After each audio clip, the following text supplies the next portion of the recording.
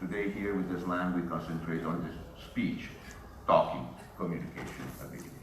The idea here is a bit that we have, like, you know, what they call the lift speech. So you are working in a big building with a few thousand colleagues, and one morning you take the lift and there is the CEO of the company taking the lift with you. And here you have a chance to talk to him 30 seconds. You will not have that chance probably for the rest of your life.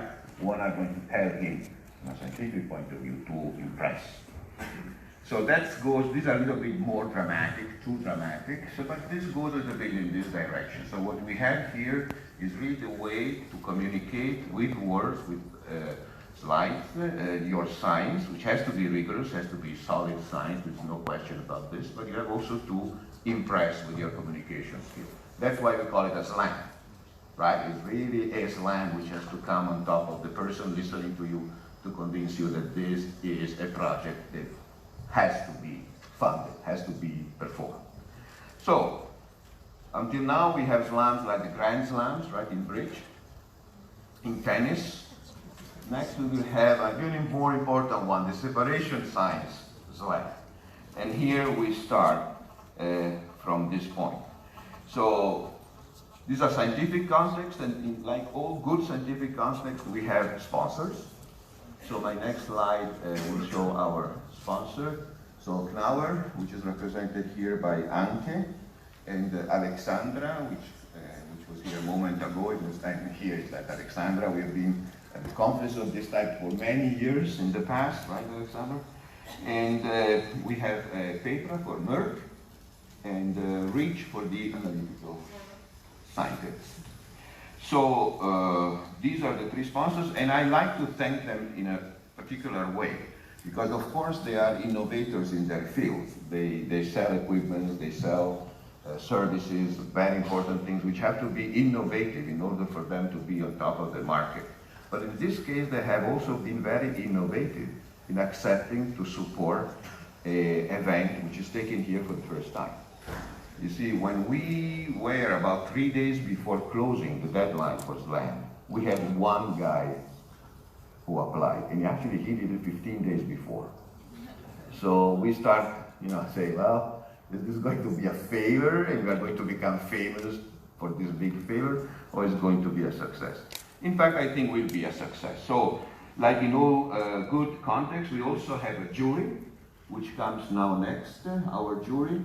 You see, I have the privilege to chair this jury. Then we have Gert Desmet, who has been, is a member of the Permanent Scientific Committee, but he has also been one of the two monitors of our of this conference, HPLC 2019, and I thank Gert again for this. Then we have Rich Whitworth from the analytical scientist, and he's here in representation of the three sponsors, so not only the analytical scientist, but also Knauer and Merck. Then we have Dr. Martina Catani and Dr. Bob Pirog, and they are a bit the representative of the younger generation who probably are better than us, right, to judge this. I was talking to Gert, not to you. And they are certainly remarkable younger scientists because they both got the very prestigious Chava Horvath Young Scientist Award in 2017. So, with the help of this jury, we selected out of the 24 applications we received, we selected the best 6, or what we thought were the best 6. And now you're going to see this the 6 finalists. They will have 8 minutes to convince you, to bring their message to you, to entertain you. I also think they will do it. And after that, they will speak. I will collect the vote from all the jury members and go somewhere to make the math, which is not trivial, because we have a rule here that the member of the jury cannot vote for finalists coming from the same institution. So this means that we have a few of these guys voting for only 5, a few voting for 6, and I will have to compute the average. So this is challenging math, isn't it? So, but you won't see it. So if I make a mistake, nobody will know. So, so good. After, so when I will do this math, our sponsors, so Anche Petra and Rich, will have the chance to address you with a few words and to entertain you and tell what they like to tell you.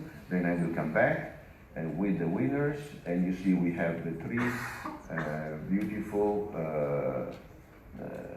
prizes there. You see the beautiful color. You still don't know it, but it's pretty heavy. They're being made by Knauer in their Werkstatt, in their workshop in Berlin. They're made by aluminum, laser printed. They're just beautiful pieces of art. But below them, that you don't see, are the checks. Which, you know, maybe some of you may appreciate even more than the prize itself. So we will then celebrate the winners with a big applause. And after that, I invite you to leave the room by that side, because outside there is an apero waiting for us. And with that, we will close definitely the ceremony. So this is the, this is all, right? This is just matter to start. Let's go. So let me call to the podium the first finalist, which is Pascal Breuer. Here is Pascal. With his presentation will be separation technology for 1 million peaks, not dollars, peaks. Okay, Pascal, 8 minutes for you.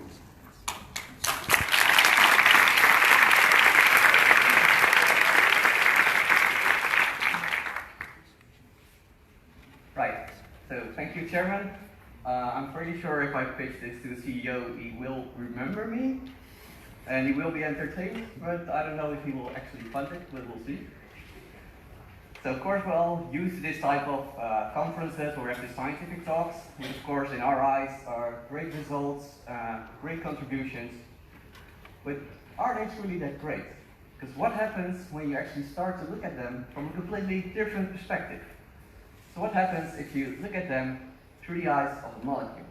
So I want to take you on a journey following two brother molecules that will go through the stem separation project, and I will take you to the adventures that they will actually have. A few fair warnings at the start. One, there are some sound effects in this presentation. I don't know how loud the volume is in here, so just don't get scared.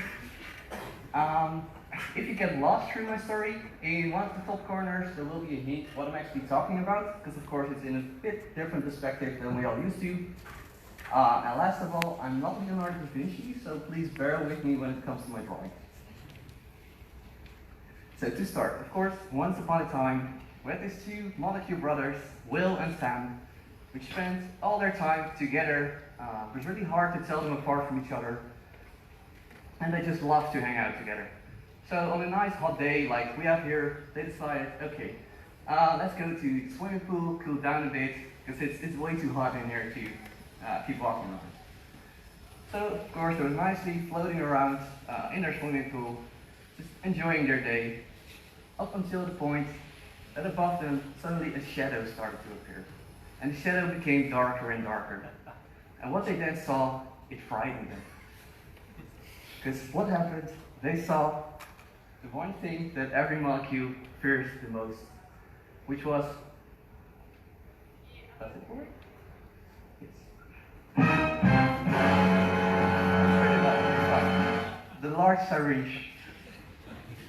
So it started to suck them up, and of course, their world became darker all of a sudden. So in this darkness, all of a sudden they saw a shape which looked like a tunnel, but it just flashes by their eyes, and they seemed to just vanish inside this tunnel. And then it became truly dark. So of course they wondered, where are we? Of course, the younger brother, he was scared, because he was now suddenly, he was swimming, and now he's in the darkness. But before they could realize what they had to do,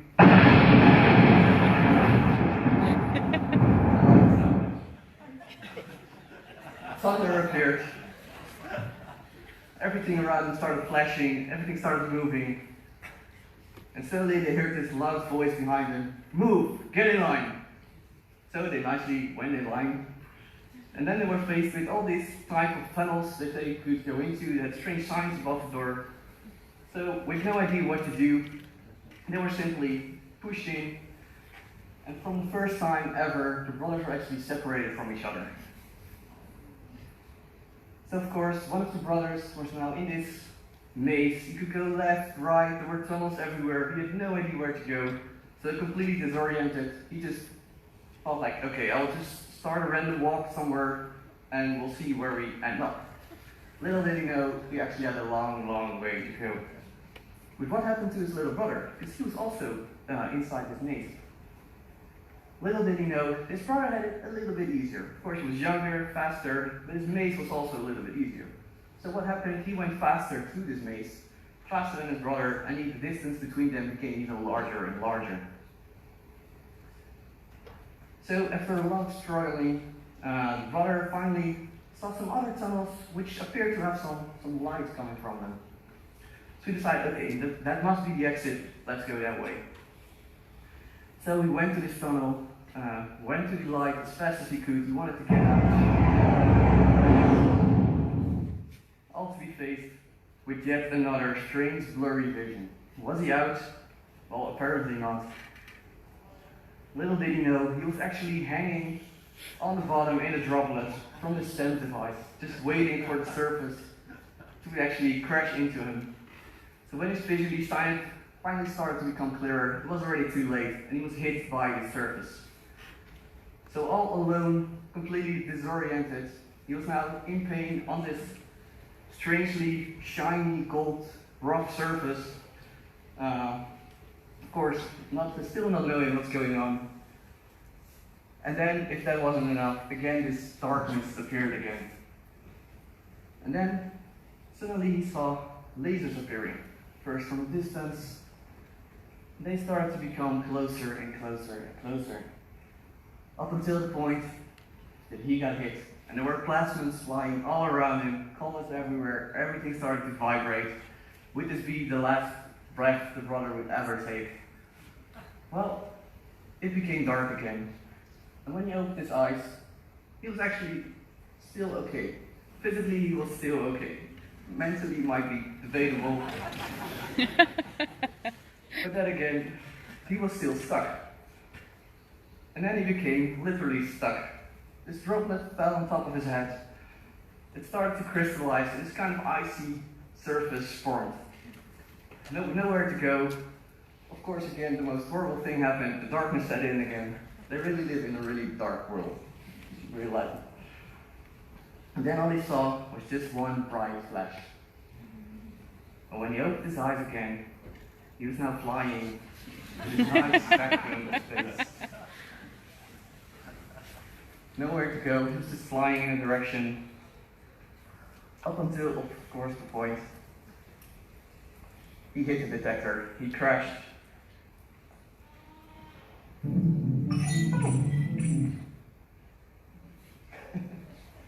He did crash. Computer crash.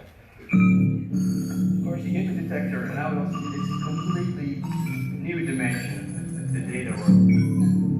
With nothing left of his physical appearance, he was now nothing but a string of science, a string of data. Would his younger brother also be here? He didn't know. And the last thing we did was using this really highly sophisticated data pairing method to start going through your data blocks. And yes, there his brother was, still alive and well, or at least in the data world. So they were matched together, of course, reunited, and they lived happily ever after. Up until the point, of course, the power goes out and everything's gone. Thank you.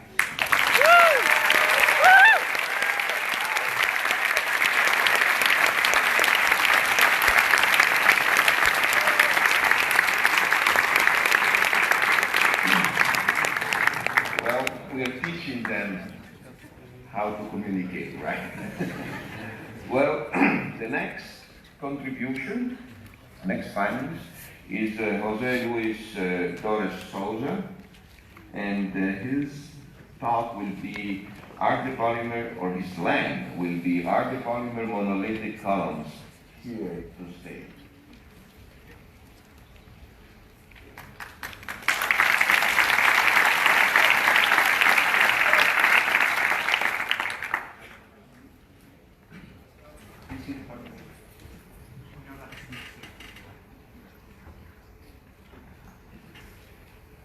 Hi,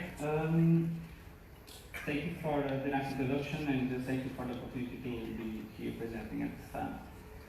So I've been working in I've been working already for 4 years developing monolithic columns, and I started wondering if these monolithic columns are here to stay.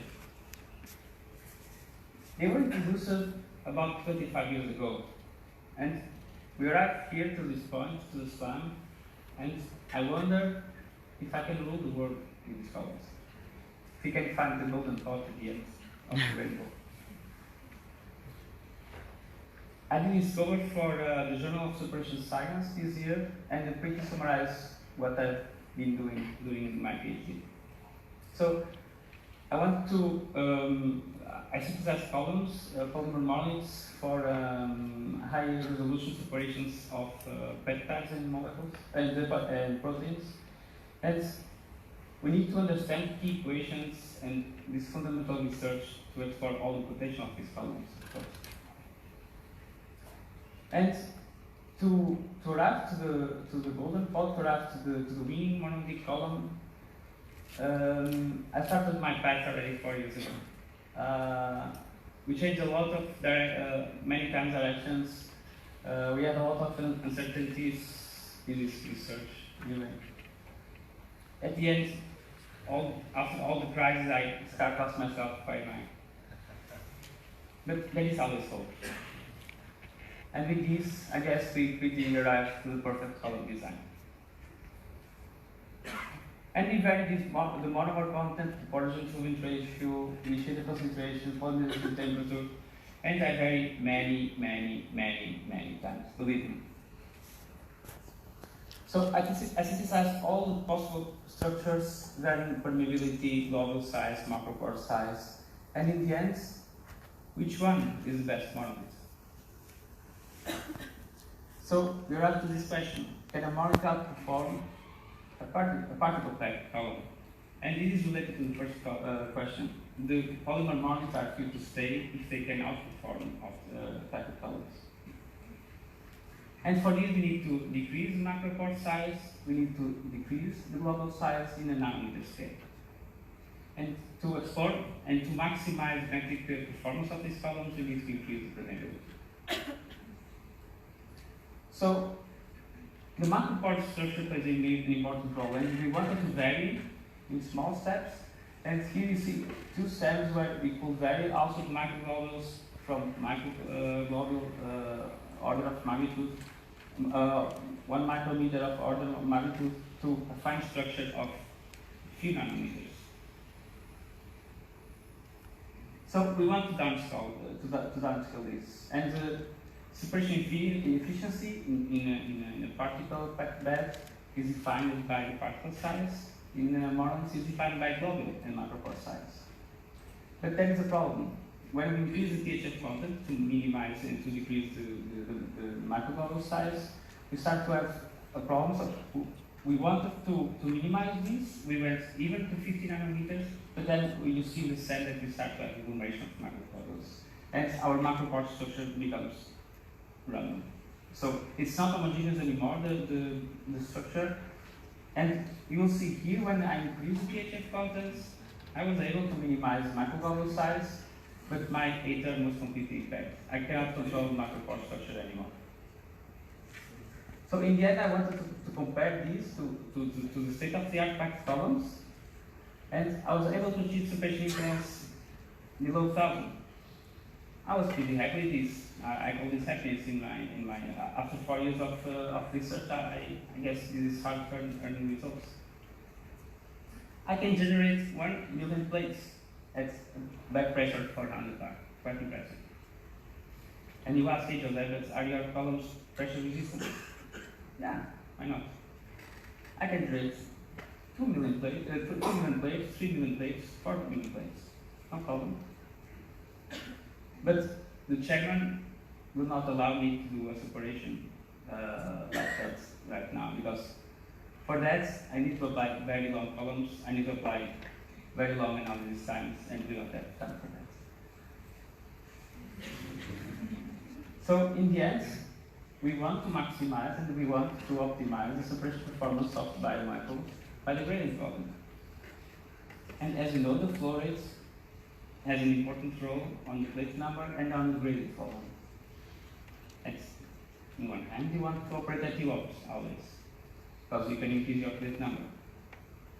But in the other hand, by operating in the C-term region, you are maximizing the effect of the gradient volume that has on the P capacity. So, in fact, maybe I can do a separation right now while we are doing this one. I can operate my column in the C-term region, because the gradient volume will play an important role in the end. So, it's not all about plate height. Here I show you the old potential of these columns for proteomic analysis. And you see here a separation of several proteins, and if you zoom in, you can see very sharp peaks for peptides, for example, for profiling impurities and degradation products of these proteins. So I show the very high resolving power of these columns. We are able to separate very complex samples in life science research and clinical diagnosis. We need these columns for these fields. No way, no doubt. So I arrived to the same question as I started, but this is not relevant. The question here is, who's going to buy my columns? And are the polymer monolithic columns here to stay? Yeah, absolutely. Thank you for your attention.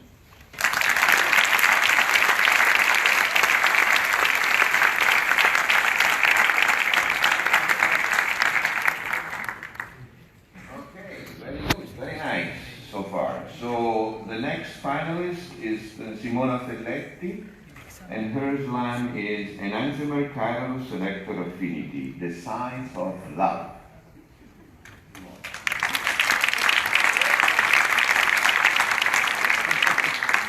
Good evening, everyone. And today I will explain you why chiral chromatography is the science of love.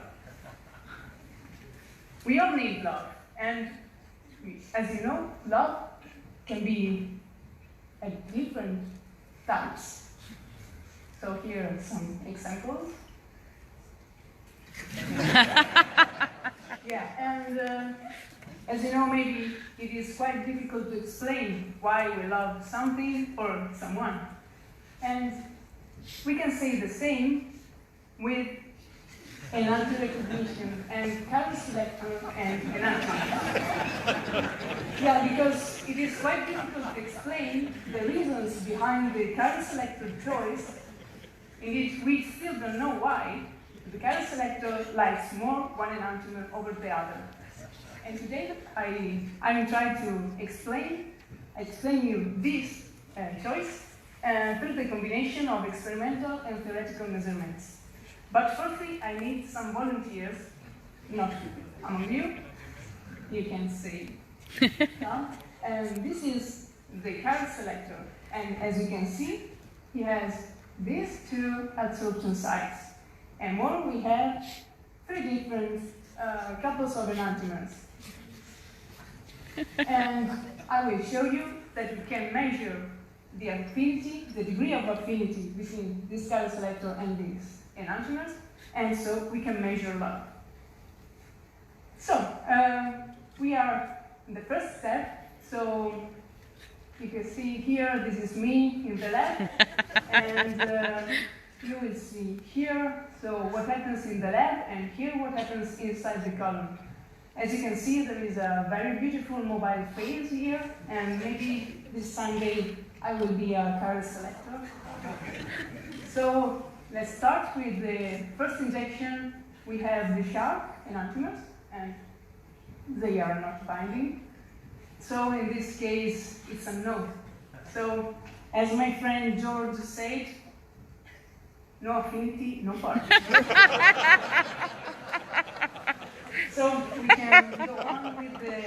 different enantiomers. We have the first one is not binding, the second yes. And so in this case, we have 50% match. So it's better. Let's go on with the last one.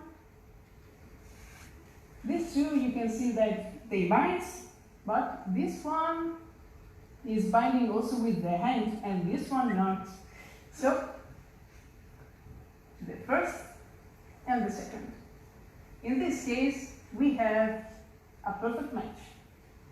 So, this is always me, and I'm wondering why does this happen? So, we will see with the second step, so with the simulations, what happens. So, in this case, we just put our experimental data into a numerical code, a numerical simulation code, and in this code is like complicated, like a nerdy thing with some equations and lots of formula. But with this code, we are able to fit our experimental data. So, through this fitting that we can call BFF, so the best fitting forever, we have, these are two examples of absorption isotherms. Through the study of these absorption isotherms, we can gain different information on stationary phases. So in this case, for example, this is a Milan isotherm model. We have information, for example, on the selective sides. That is this blue one that I show you that this enantiomer is binding and this not. And on non-selective sides, so this white, and you can see that they are both binding at the same way. And more, we have also information on binding, so how our enantiomer is binding in the stationary phase. So we can say that we can measure the log, and so finally we have a winner. And we as scientists, as carrot chromatography scientists, can be compared to a cupid. So we are carrot cupid. And so finally, they live happy ever after.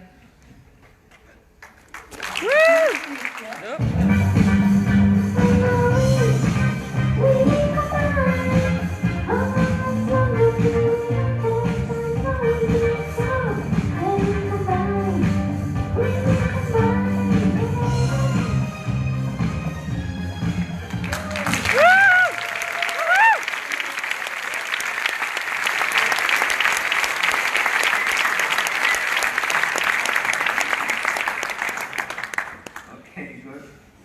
So next finalist. Well, I was expecting something different. So the next finalist is Nandar Lambert, and his slang will be the advantage of using polyurethane foam for the insulation of liquid chromatographic columns. Nandar.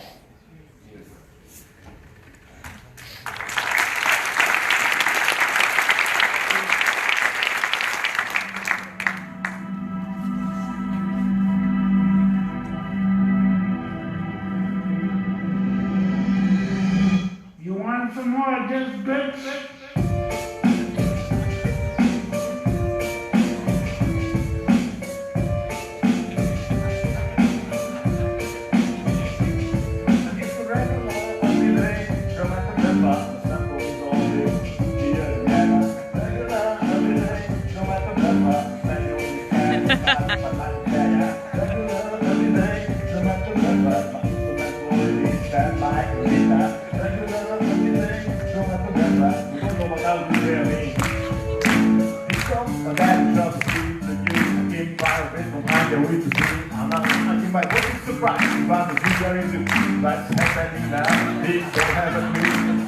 I'm not the record, that's the time you see the flow. Science is my child, I know on my own. I will tell you a story about just a man. Some fun romantics you need to add. It happened that sitting at the conference, and the French guy was speaking out of all effects. His brother was a big efficiency. He used to drink, let the camera drop, and I feel welcome back. And the stainless steel jacket had to match the beat that we empty old belly. 120 degrees, we were at the base. Look inside the cabin with a heart for feet. For 1,000 of days. In a short time, in the cannon, the king dancing, you find so the beauty of the party was his exception. But the pressure of the fingers is proportional. Dictionary, where the high pressure is. That it was felt like the city and it the official heat of the mobile station. That was a field and the crystal face. The middle of the arrow and still flow fast. And for 3 ships, that's a real disaster. And the temperature inside is rising. No retention will be decreasing. So the middle of the man moves faster. I do it as ever in this chapter. I really need to make a few statements to get us through these fancy phrases. Radiata, heterogeneity. That's right, you know that's everything. I used to live to learn every day. No matter what, injected alcohol, it's all that I over. I can learn every day. No matter what, looking for a key in isolation data. I can learn every day. No matter what, apply calculations to increase the pressure. I can learn every day. No matter what, practical ability is a state. There drama, conductivity is the key to let the count in a proper use feel force that is accessible. The results were easily predictable. For so many dollars working, told that feeling was that I am making. All in all, still, word at the force, just look at the reason as it follows.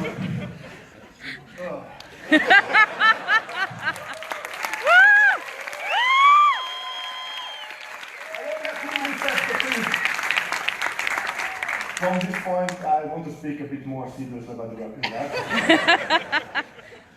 So our goal was to produce a cheap and efficient economization in a compact size that can be installed in most of the instruments that are on the market as an alternative to the vacuum-jacketed column introduced by Fabrizio and the Waters. Mainly or most commonly, polystyrene is used to reach the quasi-adiabatic conditions. Although the thermal conductivity of polyurethane is less than a half compared to polystyrene. If we make a comparison with our previous results, you can see that before we used a huge 10 centimeter wide polystyrene block to reach the same efficiency that can be reached with only 1.5 centimeter thin polyurethane insulation. So we made a set of experiments where we used 3 columns with different lengths, like the same packaging material, and we tried to maintain quite realistic conditions. So we won't go above 600 bar in pressure and 0.5 milliliter per made flow rate. As you see, with 1.5 centimeter thick insulation, around 35% decrease in the reduced plate height can be achieved. That is similar that BGC can do that. What is more interesting that with only half centimeter, we can have about 10-20%, and this column has an outer diameter insulation like 1.6 centimeter, so it can be fitted into the narrowest thermostats as well. We repeated the measurements in the 10 and 15 centimeter long columns, and we get the same results. It is mainly because the fictional product was the same. The question is always, in this case, that can we work with good reproducibility if we make cone isolation, and I can say that yes, because as you look after 20 minutes of equilibration, the column leaves a steady state, and from this point the heat generated inside the column is equivalent with that leaves the column with the mobile phase. And we found that from 20 repeats, the relative standard deviation of the most retained compound is only 0.2%. So if we only thermostate the mobile phase and use column insulation, we can gain a lot of efficiency and maintain a good repeatability.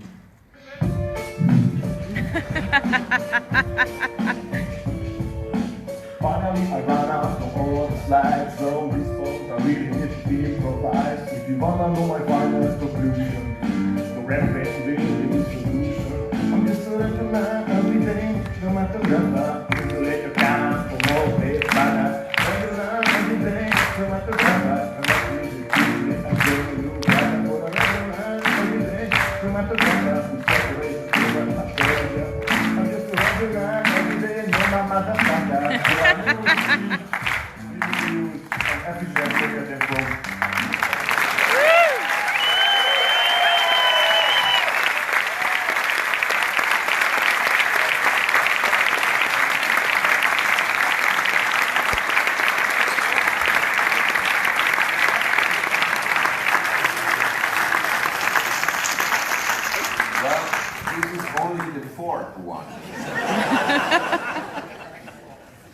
So the next finalist is a she, is Anna Maria Sepsi, and her slam is My Stochastic World.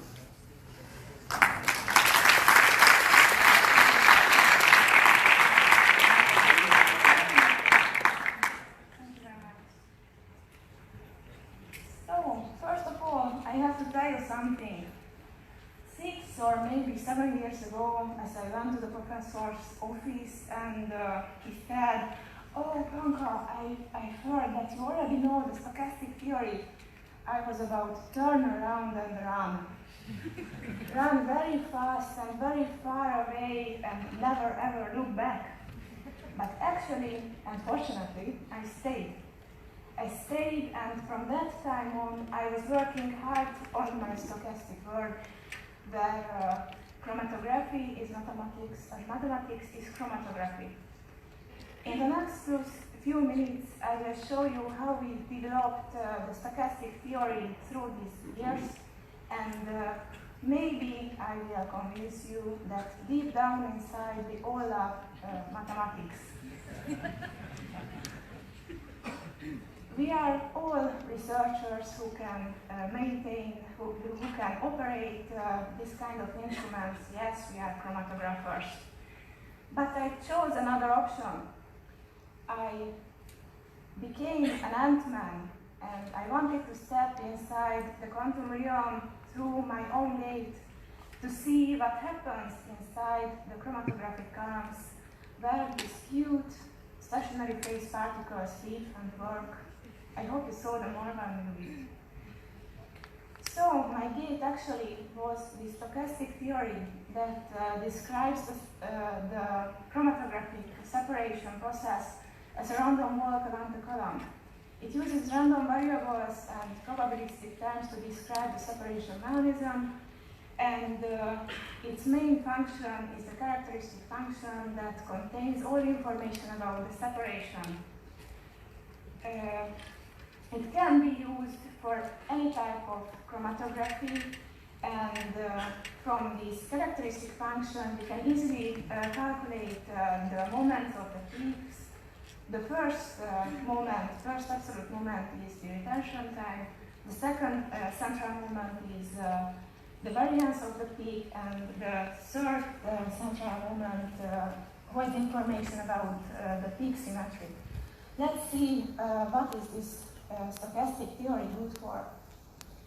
The stationary phase particle contains billions of pores whose exact size and shape is not known, but they can be determined by destructive methods such as mercury intrusion or low temperature nitrogen absorption.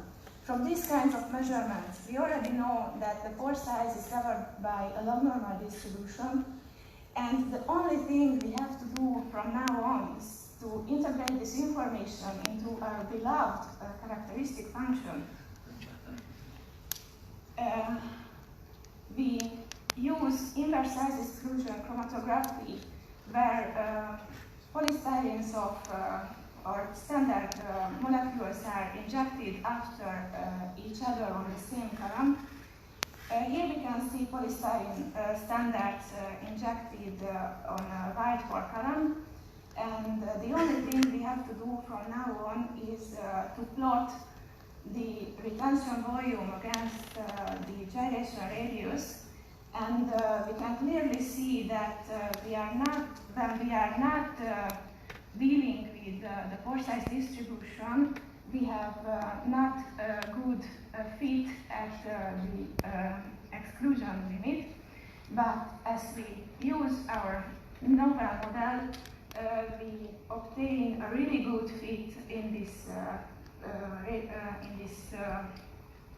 limit as well.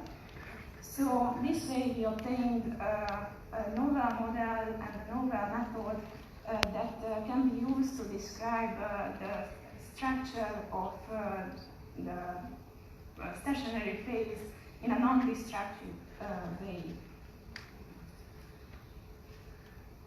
Previously, we assumed that the standards are of uniform size, but actually this is not case true. They are defined by a polydispersity. And the idea was the same in this case as well. We used the probability density function of the molecular size, integrated it into the characteristic function, and after a few lines in the software package Mathematica, Wolfram Mathematica, we obtained these really good big shapes that account also the molecular size distributions. Unfortunately, this kind of measurements cannot do experimentally because we don't have a commercially available column where the pore size is uniform. The other example to use the stochastic theory is Batman peaks. You know what are Batman peaks? Yeah, you sure know Batman, and here are my Batman peaks.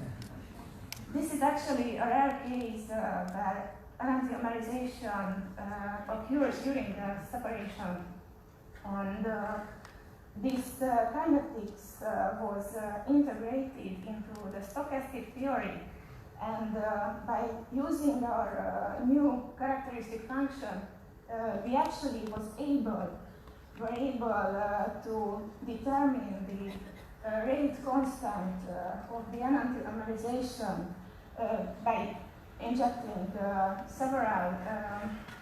at different flow rates and temperatures the mixture on the columns. So this is, I think, a really good result. So I hope you liked my journey, and you are all convinced that deep down inside we all love mathematics and, of course, chromatography.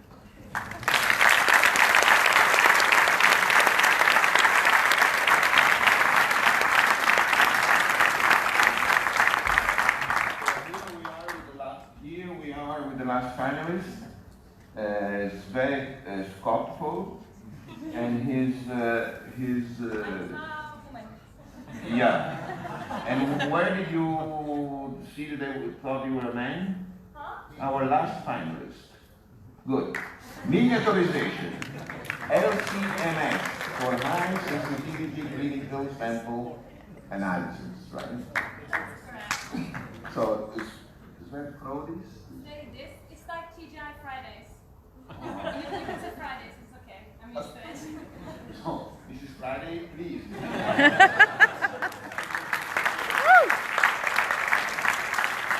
Thank you. Okay, I just have to see if I can work this out first. Okay, to all of you, I'm a woman. To clear this up before we start. As a Norwegian, I'm used to this view, the view of an iceberg. But as an analytical chemist, you might know the analogy of the iceberg to the large dynamic range of proteins present in a biosample. Whereas on the tip of the icebergs, you see the more abundant proteins, which are more detectable, visible, as albumin. But beneath the surface, you find the more undetectable proteins, or biomolecules for that matter, that possibly can make an impact on your research outcome. So we have a low abundant analyte sample. But we have another problem.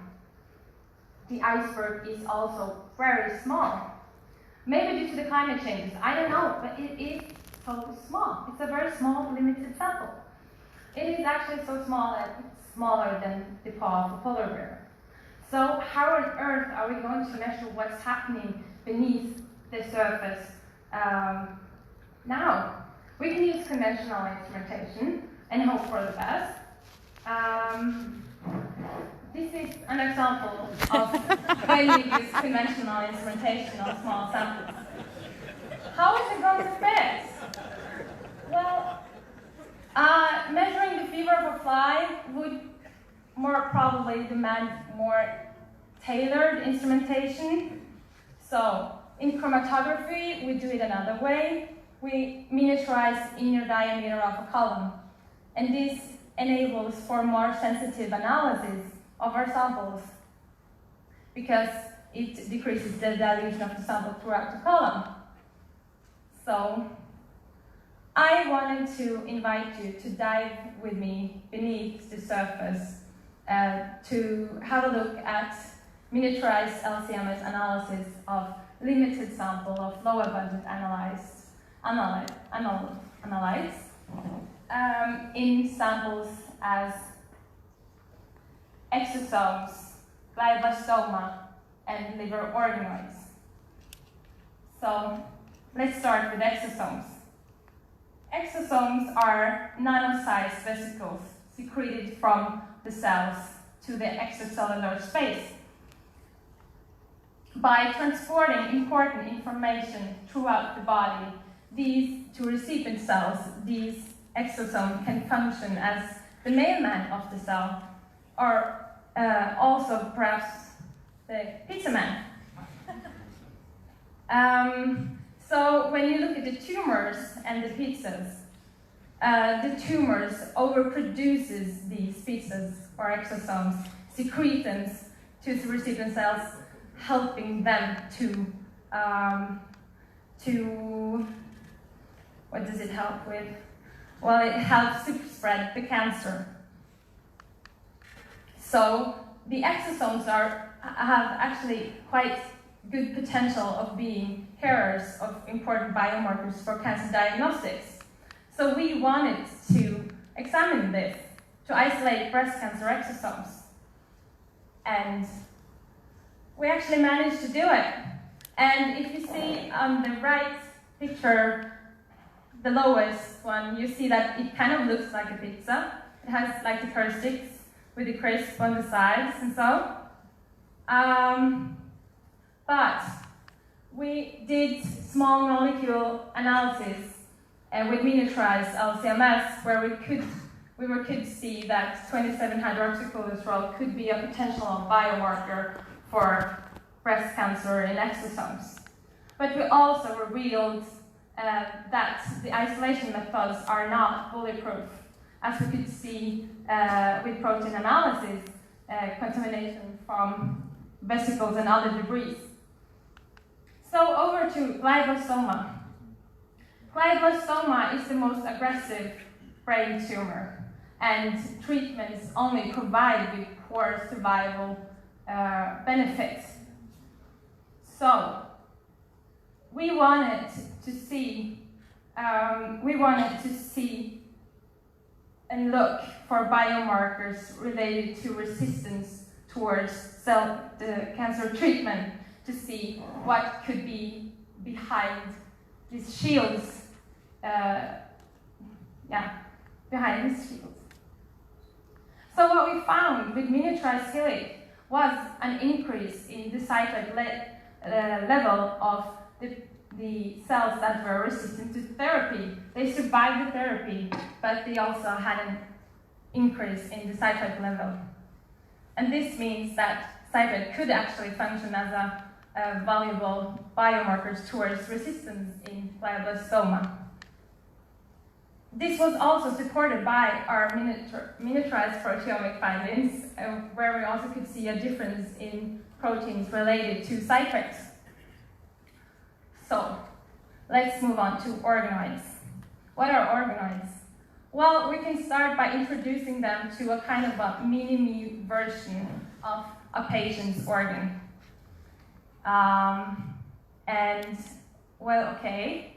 But how are they made? Well, they are made, we can start with skin cells. We can take my skin cells. We take my skin cells, we convert them back to being stem cells, baby cells, and then we tell the baby cells to become the organ we would like it to be. Then the stem cells differentiate into different cells and creates the organ of interest, which in this case would be liver organoids. You would have the same gene expression as me, the liver organoid, but it wouldn't look the same. And I guess you're all wondering what it actually looks like, because I was doing that too when I was initially introduced to liver organoids. It doesn't look like a real liver. I'm so sorry, but it doesn't. But you can't always get what you want in the research world. But if you try sometimes, you might find with miniaturized LC-MS analysis of proteins, you get what you need. And that is a highly overlap of proteins in liver organoids compared to patient liver samples. And this means that they're not that unsimilar as we thought. So liver organoids can be a valuable tool in the future for disease modeling to study diseases and different treatments. So, just to conclude very quickly, exosomes are hard to purify. Glioblastoma, we found biomarkers for resistance, and liver organoids, they are actually similar to the real thing. So I hope you enjoyed the dive with me beneath the surface of miniaturized LC-MS. Thank you.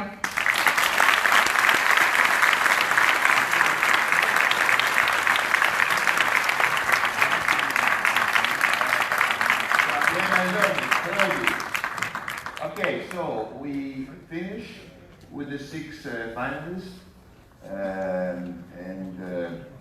so I'd like now to collect the vote from the jury. And before doing this, I just introduce our 3 sponsors. I already introduced the person, so Anke will first start for Knauer, and then it will be Petra, and eventually Rich.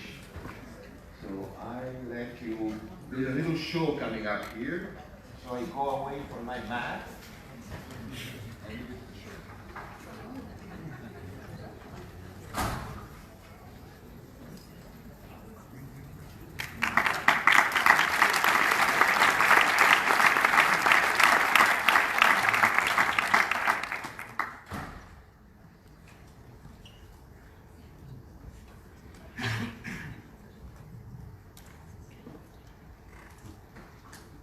Do you know what are companies having in common, like Bruker, Thermodynamics, Waters, Edisykes, and Knauer? They were all founded around the same time, between the 1950s and 1970s. Agilent and Shimatsu are a bit older. We all provide a mature technology, which is called HPLC. So what's the difference between these companies? The difference is who we are and how we work. What is different about Knauer? Knauer is a family-owned company. All the other ones are global players with at least 5,000 employees. Knauer sources locally, and we ship only fine goods around the world. Our products are made in Germany. I do ride my bike to work almost every day. This bike is from Milan, not from Berlin. My bike looks different. Do you know what happened on June 4th when I rode my bike to work? It's actually World Bike Day. And every employee coming by bike, carpooling, or public transportation had been rewarded. We take sustainability very seriously, so we use only power from reused energy sources. And we exist more than 55 years, and we want to exist in the future. That's why we take care of our company and of our environment. We take care of our employees. As a high-tech company, we have 70% academics, 40% women, payment between men and women more or less equal, and our boss and owner is a working mom. So we have a lot of brain power and knowledge in our headquarters in Berlin, and we are small enough to develop also customized solutions. If you haven't visited us, please do so tomorrow. Booth number 6, and first come, first serve, you can win a t-shirt. much.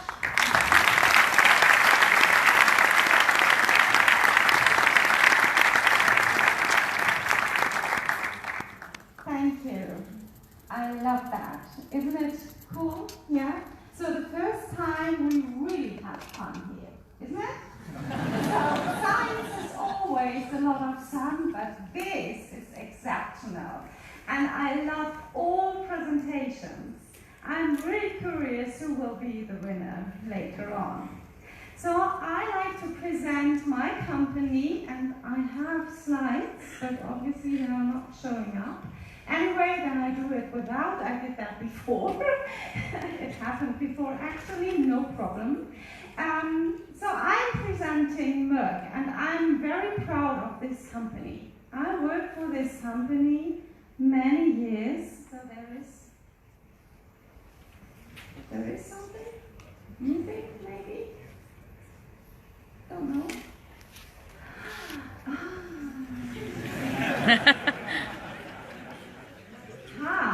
Here we go.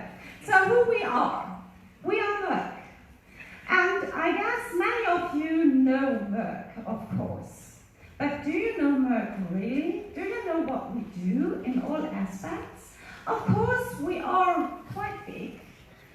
52,000 people are working for us.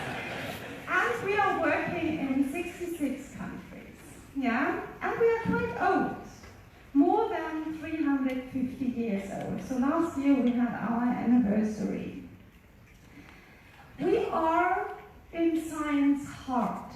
We want to make people curious. And curiosity is something I have seen also in the slides. That was brilliant, actually. Because curious people, they will move science and they will move the world with it. And this is exactly what we want to do as well. We do have different business fields at Merck. It is not only life sciences. For life sciences, I am working actually, and there we have all the beautiful solvents, columns, and whatever products you need for that. But we do have also a healthcare business, and there we are taking care of treatments for cancer, for instance. So we are really in this field as well, affecting people's life. And we are affecting people's life as well in a different business field, and actually you are carrying us with you all the time. Because if you have an iPhone, or if you have a mobile phone from Samsung, you have Merck inside, definitely. Yeah, there is nobody to avoid us. So you have us in your pocket all the time. In life sciences, we do have a concept, and I like to show this to you because there has been a bit of a confusion. Because under the life sciences business, we established now different portfolio brands. Yeah? And I like to figure this out a bit with you. So we have Sigma Aldrich as a portfolio brand. We have Supelco for analytical products as a portfolio brand, and Millicure as a portfolio brand, for instance, for lab water solutions, Millipore for the filtration, and then we have SAFC for the pharma and biopharma raw material and bio-reliance, as well as a portfolio brand. The first four you find at our booth with different products. Under Supelco, actually, where we have the HPLC materials, so the columns, the sample preparation, the reference materials, the gas chromatography as well, but also such products like vocal Fischer titration and inventory analysis. If you visit our booth, you find something new as well. I like to point that out. We do have new launch products on the BioShower range, actually, with different new modifications available, and also new products on Samus Express. And I like to encourage you to come to our booth tomorrow or the day after tomorrow to find out more about that. Thank you very much.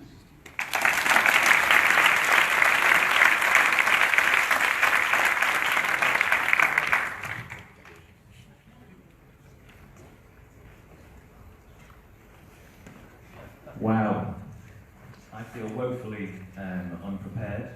I don't have a bike. I don't have any slides. I think my portion of this section is more that of the groom of a wedding. I feel like I should be the one to give thanks to a few people. I'm Rich Wiggles, I'm from the Analyst for Sciences magazine. So first I'd like to thank Merck and Kanawa. We've started this venture together, I guess, some time ago, and it's great to see it come to fruition. It's great to see so many people here. Thank you all for turning up.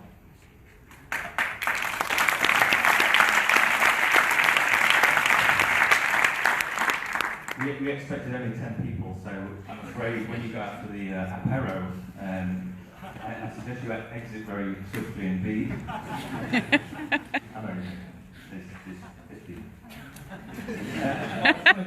50. You all read this at the back. Nothing. Tough crowd. I'd also like to thank, of course, our 6 finalists. That truly was far more than I was expecting something good. It was far more impressive than I could ever imagine. And from the point of view of the analytical scientists, you know, our role, I guess, in the field of analytical science is to make science accessible, a little bit more entertaining. I dare to say the word fun, lest I be reprimanded later. But I think what we saw there was some great science and some really entertaining presentations, very much in the spirit of the slam, so we're all very happy. Finally, I'd like to thank the HPLC committees for allowing this opportunity to happen. And finally, I'd like to thank our esteemed Judge Chair, who, without further ado, will present the awards to the 3 winners. Yeah.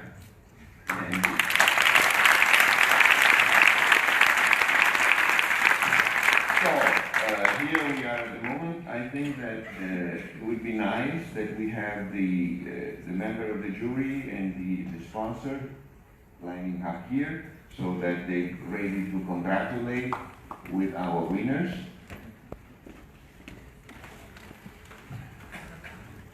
And I'd like to invite the 6 finalists to stand here.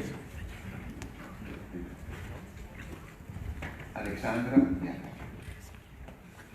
The 6 finalists. So, first thing to do is I'd like to remind you that we started with 24 applications. So, overall, we have 24 young scientists who submitted their abstract to this event. And as I said, the jury selected 6 out of them. And I first like you to really join me to thank the 24, and not only the 6 who decided to apply.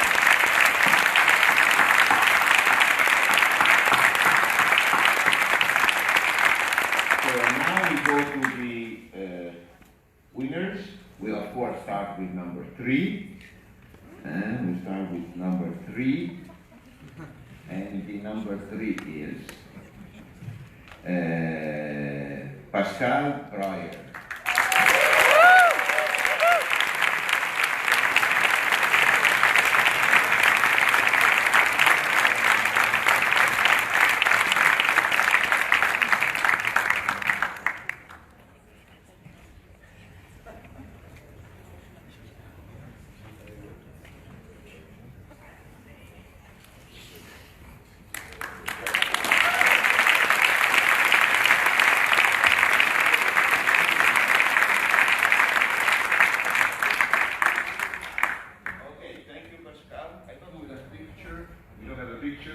Thank you, Pascal.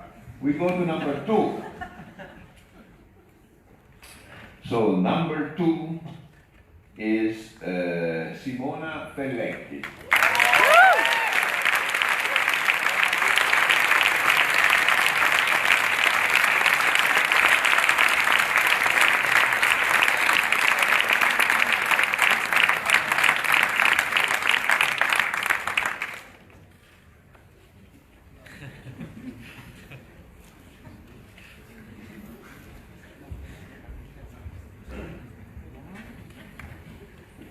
Yes, I should mention that we did not give any indication to the jury how to evaluate.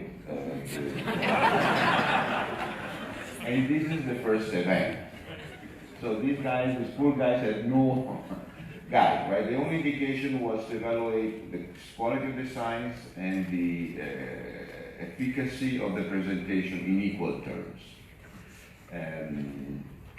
So you see, different people have interpreted this in different ways, including the finalists, of course. Maybe from now on there will be a better, more focused way of attacking this topic.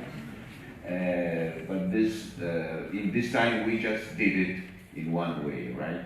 Nevertheless, I have to say that the winner got a lot of votes. And maybe you imagine now who this guy is. So, and he is in fact him. And this is Nando Lambert.